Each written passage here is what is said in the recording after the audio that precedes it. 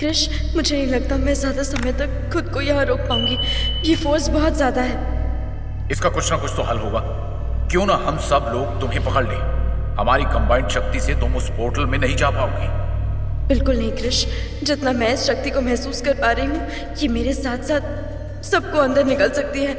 लेकिन उससे पहले तुम्हें मेरा एक काम करना होगा। नहीं तानी, इस समय मैं तुम्हें ऐसी हालत में नहीं छोड़ सकता। तुम्हें बचाने से ज्यादा जरूरी और क्या काम हो सकता है। बात को समझो क्रिश, हमारे सर पर इतने लोगों की जिम्मेदारी है, और अगर ये इस पोर्टल के इतने करीब रहे तो कुछ भी हो सकता है। तुम इन लोगों को सुरक्षित गांव की धर्मशाला में ठहराओ और जल्द से जल्द यहाँ से इन्हें घर भेजने का इंतजाम करो। तानी की बात सुनकर क्रिश 2 कदम पीछे हट गया। वो खुद को बहुत बेबस महसूस कर रहा था। जब तानी को उसकी सबसे ज्यादा जरूरत थी, वो बस एक दर्शक बनकर रह गया था। अरे ये क्या हो रहा है? हम यहां बस खड़े देखते रहेंगे। तानी ने हम सबकी जान बचाई है, क्या हम उसके लिए कुछ नहीं कर सकते? सभी अपनी जगह पर रहो। तानी को पता है क्या करना है। आप लोगों ने देखा नहीं वो कैसे सुपरनेचुरल खतरों से लड़ रही है। उनसे आप या मैं कैसे लड़ेंगे? अगर हम उसके पीछे गए तो उल्टा तानी की परेशानी बढ़ाएंगे। Try to understand. तानी ने एक आखिरी नजर क्रिश की तरफ डाली और उसके चेहरे पर एक दर्द भरी मुस्कान थी। तानी के हाथ पोर्टल की शक्ति से पूरे खिंच गए थे। क्रिश ने वहां से मुड़कर पैसेंजर्स को एक धर्मशाला तक ले जाने का फैसला किया। उसके कदम भले ही वहां से दूर जा रहे थे, लेकिन उसका मन वहीं अटका हुआ था। तानी ने अपनी आंखें खोली तो उसने अपने आप को एक अनजान अजीब से ब्रिज पर पाया। उसके इर्द गिर्द हर जगह धुंध थी और नीचे एक गहरी नदी बह रही थी। उसके सामने वही घूंघट वाली औरत और उसकी 7 साल की बेटी खड़ी थी। उनका रूप और भी भयानक लग रहा था। उस औरत की आंखों में एक अजीब सी लाल रोशनी थी और बच्ची के चेहरे पर एक मासूमियत भरी लेकिन खौफनाक मुस्कान थी। तुम लोग कौन हो और क्या चाहते हो मुझसे? उन 2 माँ बेटी का क्या हुआ? क्या तुम वही हो? नहीं, ऐसा नहीं हो सकता। तानी के सवालों का जवाब देने के बजाय वो छोटी लड़की अपनी उंगली से ब्रिज के नीचे नदी की तरफ इशारा करने लगी, जैसे वो कुछ दिखाना चाहती हो। क्या है वहां? मुझे तो कुछ नजर नहीं आ रहा। क्या छुपा है तुमने वहां नीचे? तानी अभी कुछ और पूछती कि उस औरत ने एक शैतानी हंसी के साथ तानी के पीछे आकर उसे जोर से धक्का दे दिया। नहीं! तानी का संतुलन बिगड़ गया और वो सीधे ब्रिज के नीचे नदी में गिर गई।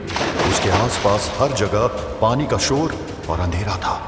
पानी इतना गहरा था कि उसे अपने पैर महसूस नहीं हो रहे थे। उसने अपने आप को संभालने की कोशिश की, लेकिन नदी की तेजी और ताकत उसे नीचे खींच रही थी। गंगा माँ, ये गंगा जी है, लेकिन वो तामसिक किताब मुझे इस पावन नदी में क्यों भेजेगी? ऊपर ब्रिज पर वो औरत और उसकी बेटी खड़ी थी, अब भी उसी भयानक मुस्कान के साथ। तानी ने अपने आसपास का अंदाजा लगाते हुए अपने हाथ और पैर चलाना शुरू किया। नदी का पानी ठंडा था, लेकिन उसकी तेजी उसे हर बार नीचे खींच लेती। तानी के मन में एक अजीब सी घबराहट थी, लेकिन साथ ही एक प्रश्न भी, ये सब क्यों हो रहा है? तभी उसे एक भारी लकड़ी के टुकड़े पर कुछ अटका हुआ दिखा। वहां क्या है? शायद मुझे कुछ सहारा मिले। तानी अपनी बची खुची ताकत लगाकर उस लकड़ी तक पहुंचने लगी। पानी का तेज बहाव उसकी मुश्किलें बढ़ा रहा था, लेकिन उसके दिमाग में चल रहा सवाल उसकी मुश्किलों से ज्यादा इंपॉर्टेंट थे। जब वो उस लकड़ी के पास पहुंची तो उसने देखा कि एक घायल आदमी का शरीर उस लकड़ी पर अटका हुआ था। ये कौन हो सकता है? इस जगह पर मेरा पहला क्लू या कोई ऐसा जिससे वाकई मेरी मदद की जरूरत है। तानी ने उस शरीर को संभालते हुए किनारे तक खींचने की कोशिश की। नदी की तेज लहरों के बीच वो किसी तरह किनारे पर पहुंच गई। उसने थक कर एक गहरी सांस ली और अपने सामने उस शरीर को सीधा करते हुए देखा, लेकिन जैसे ही उसने उस आदमी का चेहरा देखा, उसकी आंखें फट गई। अर्जुन? तानी का दिल एक पल के लिए रुक सा गया। उसके सामने वही अर्जुन था जिसने उसका भरोसा तोड़कर पिशाचनी का साथ दिया था। उसका चेहरा एक अजीब सा खेल दिखा रहा था, जैसे वो जिंदगी और मौत के बीच झूल रही हो। मैं क्या करूं? क्या इसे बचाऊं या इसे वापस नदी के हवाले कर दूं? इसने जो कुछ मेरे साथ किया वो माफ़ी के लायक नहीं है, लेकिन जीवन देने और लेने का हक क्या मेरा है? ये तो सिर्फ ईश्वर का काम है। तानी के मन में एक संघर्ष जारी था। नहीं, मैं उस जादुई किताब की तरह नहीं बन सकती जो बदले के लिए अपना स्वभाव ही भूल जाए। अगर अर्जुन के पाप है तो उनकी सजा भगवान देंगे। तानी ने अपनी सारी शक्ति इकट्ठा की और अर्जुन के शरीर को उठाकर किनारे के थोड़े और पास ले गई। उसने अर्जुन के चेहरे की तरफ देखा जो नीला पड़ चुका था। उसका मन अब भी उलझन में था, लेकिन उसने अपनी जगह एक निर्णय को ठान लिया। अगर अर्जुन को मरना होगा तो वो गणपिशाचिनी के किसी कारनामे में साथ देता हुआ वैसे भी जल्द मारा जाएगा। तानी ने अर्जुन के शरीर को संभालते हुए अपने आसपास कोई सुरक्षित जगह ढूंढने की कोशिश शुरू की। कुछ देर बाद वो नदी किनारे एक घने पेड़ के नीचे अर्जुन को ले आई। तानी को इस पोर्टल से वापस लौटना था, लेकिन एक पल के लिए अर्जुन का चेहरा देखकर वो वहीं बैठ गई। उस चेहरे ने तानी की बहुत सी यादें ताजा कर दी। स्ट्रेंज, कहते हैं डेस्टिनी हमारे सोलमेट्स को हमारे पास खींच लाती है, लेकिन तुम तो गणपिशाचिनी का प्यार हो ना, फिर बार बार मुझसे क्यों टकरा रहे हो? शायद पिछले जन्म में हमारा कोई हिसाब रह गया होगा, क्योंकि अब आसमान से उतरा फरिश्ता भी तुम्हें मेरा सोलमेट बताए तो भी मैं नहीं मानूंगी। तभी दूर से किसी के पांव की आहट सुनाई दी। पहले तानी को लगा कि शायद वो पोर्टल से जुड़ी कोई माया है, लेकिन ध्यान से देखने पर एक आदमी नजर आया जो भीगा हुआ था और उसके हाथ में एक हथियार था। ये आकृति तो जानी पहचानी सी है। वो कांस्टेबल था जो पहले ट्रेन के लोगों की जान बचाने में तानी की मदद कर चुका था, लेकिन उसकी हालत अब अलग लग रही थी। उसकी आंखों में गुस्सा भरा हुआ था। तानी तुम या फिर कर्ण पिशाचनी, तुम्हारे छुपने का कोई फायदा नहीं है। मैं पहचान गया हूं तुम्हारी असलियत। कांस्टेबल की आवाज में शक और गुस्से के साथ एक डर भी था। तानी समझने की कोशिश कर रही थी कि आखिर वो क्यों उस पर इल्जाम लगा रहा है। उसने हाथ उठाकर उससे बात करने की कोशिश की। आप गलत समझ रहे हैं, मैं गणपिशाचिनी नहीं हूँ। झूठ मत बोलो। गंगा जी के पानी से तुम्हारी आक्रामक शक्तियां चली गई होगी, लेकिन तुम्हारी रूप बदलने की शक्ति शायद बची रह गई, क्योंकि वो तुम्हारी सेल्फ डिफेंस वाली शक्ति थी ना। और तुम कर्ण पिशाचनी से बन गई तानी। मैंने सही कहा ना? कांस्टेबल ने बिना किसी और बात के इंतजार किए तानी पर हमला कर दिया।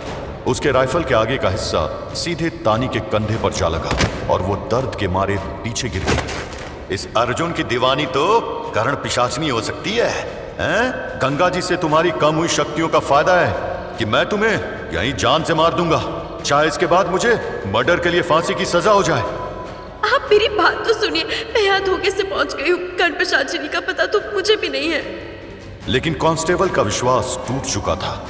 उसने अपनी ताकत जुटाकर तानी को रोकने की कोशिश की। तानी बचने का रास्ता सोच रही थी। वहां से कुछ दूर एक पुराने मोहल्ले की गलियां शांत थी, पर शोभित के कमरे के अंदर जैसे एक अजीब सी बेचैनी घूम रही थी।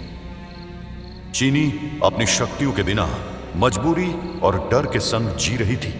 उसने धीरे से अपने कपड़े संभाले और दरवाजे की तरफ बढ़ी। जैसे ही चीनी ने दरवाजा खोला और बाहर कदम रखा, उसके कुछ पड़ोसी ने उस पर नजर डाल दी। एक औरत ने चिल्लाकर बोला, ये कौन है और ये शोभित के घर से इस वक्त क्यों निकल रही है?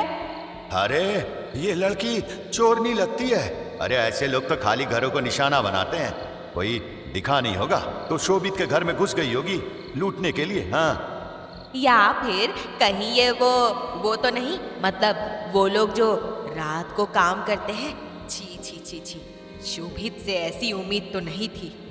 चीनी पर सवाल करती आवाजें बढ़ने लगी थी। लोग अपने अपने घरों के दरवाजों से झांकने लगे। शोभित तेज कदम लेकर बाहर आया, पर इतने लोगों के बीच चीनी को देखकर कुछ शर्मिंदा और बेचैन लग रहा था। उसके पास कोई जवाब नहीं था। अरे आप लोग गलत समझ रहे हैं, ऐसा कुछ नहीं है। लोग अपने सवाल बढ़ा रहे थे और चीनी की नजर शोभित पर पड़ी। उसने देखा कि शोभित का चेहरा सफाई देने की कोशिश में लाल हो रहा था। बस बहुत हो गया, आप इस तरह हमारी बेइज्जती नहीं कर सकते। मैं शोभित की पत्नी हूँ, आज ही गांव से यहाँ रहने आई हूँ। सब एकदम चुप हो गए। लोग एक दूसरे की तरफ देखने लगे, जैसे इस नए खुलासे को हजम करने की कोशिश कर रहे हों। ओह, तो ये बात है।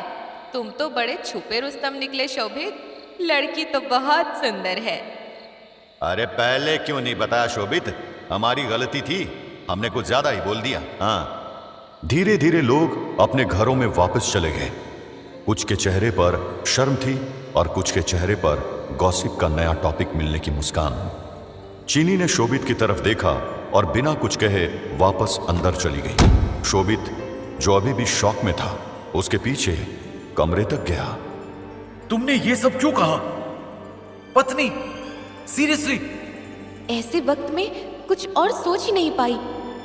तुम्हारे मुंह से तो कुछ निकल ही नहीं रहा था और उन लोगों के सवालों का जवाब देना जरूरी था।